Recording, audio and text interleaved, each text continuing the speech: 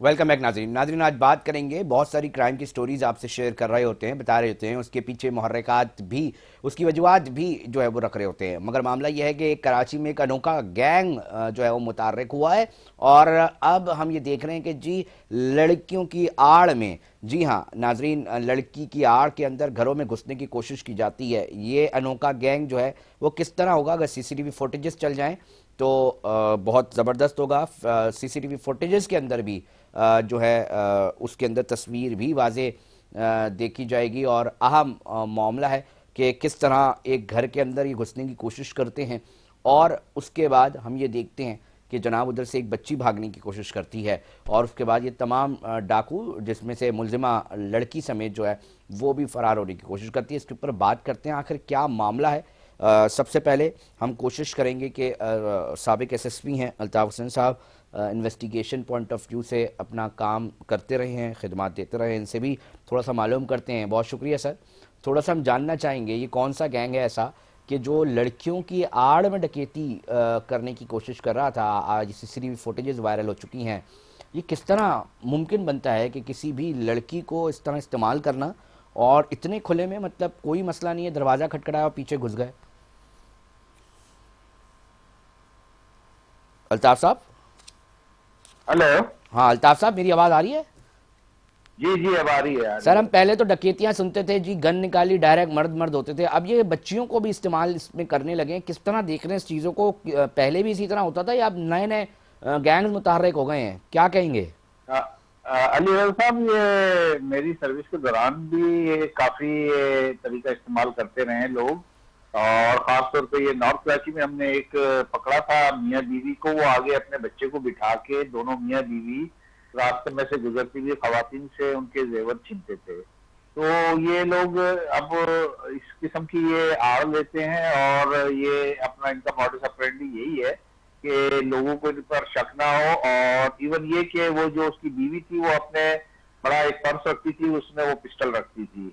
तो वो ओके। पकड़े भी गए थे बाद में, लेकिन उन्होंने बहुत ज्यादा लूटा मारी की थी। तो ये अब काफी ये अभी मैं देख रहा हूँ कि सोशल मीडिया पर भी कि जी कोई खातून आती है, वो दरवाजा खटखटाती है, पानी पीने का बहाना करती है, या फिर कोई एड्रेस वगैरह के लिए, तो लोग औरत को देख के दरवाजा खोल देते हैं। फिर पीछे से ये इनके जो साथी होते हैं मर्द हजरात, वो दाखिल हो जाते हैं और फिर वो लूटामारी करके चले सर जाते हैं। इन्वेस्टिगेशन तो में क्या ये चीज़ें सामने आती हैं? मैं ये भी चाहूँगा कि ऐसे केसेस के अंदर इन्वेस्टिगेशन में कैसी चीज़ें सामने आती हैं? क्या कहीं ना कहीं एक खातून का या बच्ची का इस तरह इस्तेमाल हो रहा? माइनर है, इसमें तो माइनर दिख रही है, तो क्या मजबूरी होती है कोई, या क्या है मामला? थोड़ा क्लैरिटी प्लीज़ हमारे नादरीन को दें। अच्छा, ये ज्यादातर लोग हैबिचुअल होते हैं, पेशावर होते हैं, और ये पहले भी काफी केसों में बंद हो चुके होते हैं। तो हमने जो भी अभी तक लोग पकड़े हैं वो पहले भी काफी केसेस में औरत भी और वो आदमी भी बंद हो चुके हैं। तो ये बस एक जब आपस में मिलते हैं तो फिर एक ग्रुप बना लेते हैं, और शेल्टर लेने के लिए, लोगों की हमदर्दी हासिल करने के लिए, तो ये साथ में एक खातून बुर्का ओढ़ के बैठ जाती है, या एक बच्चे को बिठा लेते हैं, या फिर कोई खातून आके बुर्का ओढ़ के या चादर ओढ़ के दरवाजे की बेल बजाती है या दरवाजा बजाती है। तो लोग खतरा महसूस नहीं करते इस सिलसिले में, तो वो दरवाजा खोल देते हैं, अंदर आने देते हैं। जब वो अंदर आती है तो उसके साथ साथ वो भी घुस जाते हैं। तो ये अब मैंने देखा है कि अब ज्यादा आम होता जा रहा है, और ज्यादा फ्रिक्वेंटली इस किस्म की वारदातें हो रही हैं। अल्ताफ साहब, हमने हमने ना आई जैसे गुलाम नबी मेमन साहब के मुंह से अक्सर और बेशतर सुना है कि जी मंशियात एक बड़ी वजह है स्ट्रीट क्राइम के हवाले से, जो बढ़ती वारदातें हैं उसके अंदर।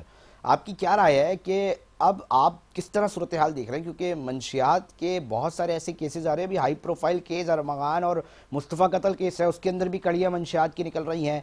आला अफसरान भी यही बात करते दिखाई देते हैं पुलिस के कि जनाब मंशियात एक दखल है। पहले हम सुनते थे जी अड्डे हैं, अब समझ रहे हैं जी अड्डे ख़त्म हो गए हैं, ऑनलाइन बिक रही है।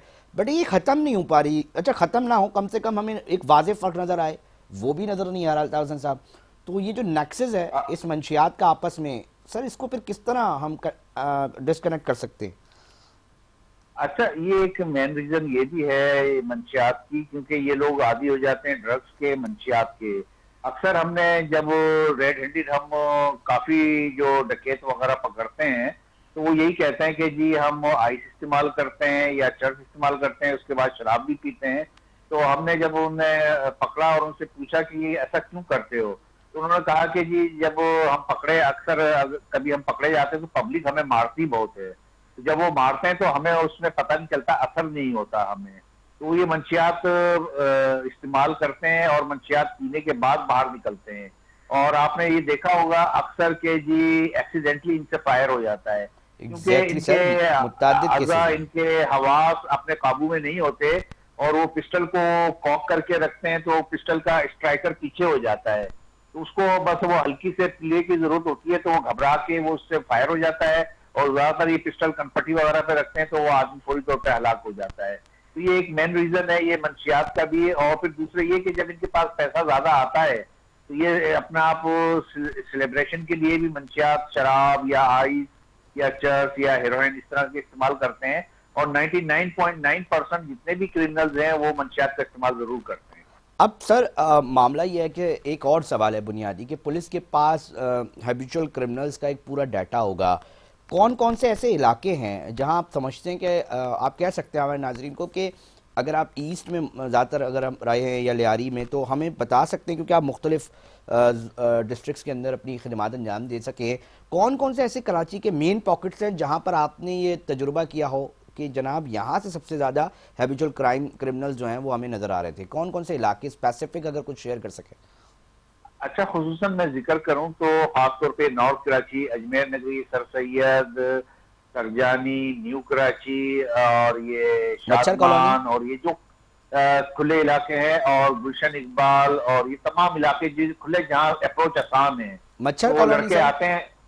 हेलो मच्छर कॉलोनी में कभी आपने गए? जी, मच्छर मच्छर कॉलोनी में कह रहा हूँ कि जो मतलब वो थोड़े से गिरे हुए इलाके हैं जहाँ लोगों की अप्रोच आसान है और ज्यादा वहां कोई पूछता नहीं है। अगर किसी वो पोश इलाके में जाएंगे तो फौरन मार्क हो जाते हैं।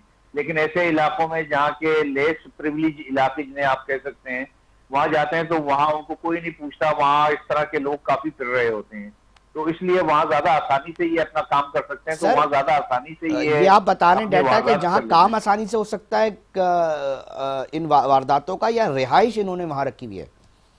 नहीं, रिहाइश भी है और ज्यादातर ये मैंने जो मार्क किया है कि ये जिस तरह आपने मच्छर कॉलोनी का या गुलिस्तान जौहर या दीगर जो जहाँ स्लम्स हैं, जहाँ मुजाफाती आबादियां हैं, सोराबगोट के आसपास का इलाका या मंगूपीर के आसपास का इलाका, सरजानी है, तो ये सारे यहाँ से निकल के आते हैं और अपने जो उनके इलाके होते हैं, जो जरा अच्छे इलाके होते हैं, वहां वारदात करके फौरी तौर पे वहां चले जाते हैं और गायब हो जाते हैं। मिसाल के तो तौर पर वहां अल्ताफ हसन उन्हें साहब, मिसाल के तौर पर अल्ताफ हसन साहब, अब हमें पता चल गया है कि जनाब ग्रुप ऑफ गैंग्स है और ये नंबर ऑफ क्रिमिनल्स हैं जो इन इन इलाकों में रहते हैं। उनकी उस जगह पर मॉनिटरिंग क्या मुमकिन है किसी तरह के? जनाब अब आपको पता चल गया है कि ये, क्योंकि अब डिजिटल दौर है सर, कौन जेल में हमें ये भी पता चल सकता है और हैबिचुअल क्रिमिनल कौन बाहर है और उसकी रिहाइश कहाँ है, वो सब हमारे पास डाटा मौजूद है। इस डाटा की मदद से हम किस तरह मॉनिटरिंग को बेहतर बना सकते हैं आईटी टेक्नोलॉजी की मदद से? कोई एडवाइस, कोई सजेशन, एक्सपर्ट ओपिनियन आप देना चाहें? जी बिल्कुल। पहले जो अच्छे एसएचओ या उनके सुपरविजन ऑफिसर, डीएसपी या एसपी होते थे, वो अपने थाने के एसएचओ को कहते थे कि जी आपके इलाके में जितने भी मुल्जिमान गुज़िश्ता 1 या 2 महीने में बंद हुए हैं उनकी लिस्ट लें, थानों से पता, सॉरी, कोर्ट से पता करें कि जी आया ये still they are in jail, अभी तक वो जेल में है या बाहर आ गए, और अगर बाहर आ गए तो आप उनको जाके दोबारा उनके घरों पर, उनके एड्रेस पे जाके उनको दोबारा गिरफ्तार करें, या कम से कम उनका दरवाजा रात में जाके खटखटाएंगे तो वो आपके इलाके से भाग जाएगा। और ये स्ट्रेटेजी बड़ी कामयाब रहती थी और उस इलाके में बहुत ही कम चोरी, डकैती या इस किस्म की वारदातें होती थी। लेकिन आप आजकल आपने देखा होगा कि हर हफ्ते 15 दिन बाद थाने का एसएचओ बदल जाता है, तो वो उसको तो सांस लेने का टाइम ही नहीं मिलता। बट सर अगर हम वो कोई अपनी ऐसी स्ट्रेटेजी स्ट्रेटेजी इस डाटा की मदद से कोई एक number of officials, police officials को तैनात करें जिनकी ड्यूटी में ये शामिल कर दें कि जनाब इन्हीं उनके ऊपर जा जाके जरा वॉच करना है, घर के बाहर से गुजरना है, तो आप समझते हैं, आप कह रहे हैं कि ये पहले स्ट्रेटेजी अपनाई जाती थी तो इसका इम्पैक्ट बहुत जबरदस्त आया था? जी जी बिल्कुल आता था। और बड़े उस इलाके में वारदातें कम हो जाती थी क्योंकि उन्हें पता चल जाता था। अच्छा देखें, ये हैबिचुअल जो क्रिमिनल होते हैं, जी। इन्हें ना तो कोई मुलाजमत मिलती है और ना ही ये कोई मुलाजमत करना चाहते हैं। ये हम्म। बस इजी मनी की तलाश में रहते हैं, आसान पैसे की तलाश में रहते हैं और ये डकैती और वारदातें करते हैं। तो इन्होंने आके कोई नमाजें तो पढ़ानी नहीं है, इन्होंने आके वही डकैती और चोरी करनी है। तो बेहतर ये है कि अगर कोर्ट से पता चल जाए कि जमानत पे आ गया तो फौरी जाके उनको उठाया जाए। और अगर उनका पता नहीं मिलता तो कोर्ट से पता कर लें कि जी किसकी जमानत पे, जाहिर है बेल जब ली जाती है तो किसी की जमानत श्योरिटी रखी जाती है, तो उस जमानती को पकड़ते थे, उस जमानती से बहुत पूछते थे, हाँ जबरदस्त भाई एक बताओ सजेशन है कि ये नाजरीन, फला आपने आदमी सुना कहाँ है। कि अगर कोई ऐसा नेटवर्क बनाया जाए, क्योंकि घरों का सबको पता होता है, जो हैबिचुअल एक दफ़ा क्राइम रिकॉर्ड के अंदर आ गया तो अब पता चल गया, और मल्टीपल सैकड़ों की तादाद में ऐसे मुल्जिमान होंगे जिनके घर पता होंगे, जिस इलाके की थाने की हदूद में उनके घर हैं, उस थाने के अंदर अगर एक ऐसा नेटवर्क बनाए कि भाई उसके ऊपर कम से कम ये एहसास हो कि तुम पर अब नज़र रखी जा रही है, तुम्हारी मूवमेंट पे, तो कहीं ना कहीं असर पड़ सकता है। यकीनी तौर पे बहुत शुक्रिया अल्ताफ हसन साहब, साबिक एसएसपी थे, इन्वेस्टिगेशन पे काम कर चुके हैं। ब्रेक पे जा रहे हैं नाजरीन, मगर साथ जुड़े रहें। तालीम को लेकर एक स्टोरी है, उस पर बात करेंगे।